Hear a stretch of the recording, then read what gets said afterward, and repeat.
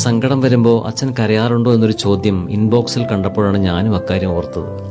പുരുഷന്മാർ കരയുന്നത് നാണക്കേടാണെന്നൊരു തെറ്റിദ്ധാരണ ഉള്ളിലുണ്ടെങ്കിലും ചിലപ്പോഴൊക്കെ കരയേണ്ടി വന്നിട്ടുണ്ട്. സന്തോഷം കൊണ്ടും സങ്കടം കൊണ്ടും കരഞ്ഞിട്ടുണ്ട്. ആർത്തലച്ച് പെയ്യുന്ന പെരുമഴ പോലെ പൊട്ടിക്കരഞ്ഞിട്ടുണ്ട്. പുരോഹിതനായ ശേഷം ഒരിക്കൽ ഒരാളെന്നെ കരയിച്ചിട്ടുണ്ട്.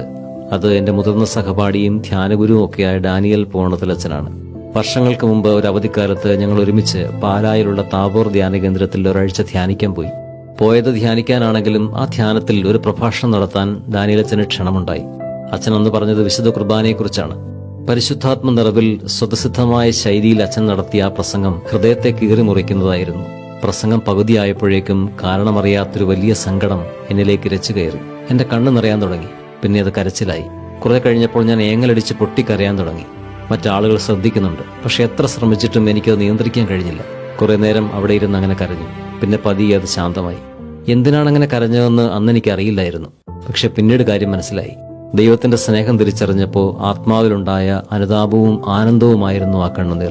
ഇത്തിരി വൈകാരികമെന്ന് തോന്നിയാലും ചില സ്ഥായിയായ മാറ്റങ്ങളിലേക്ക് ആ അനുഭവം എന്നെ നയിച്ചിട്ടുണ്ട്.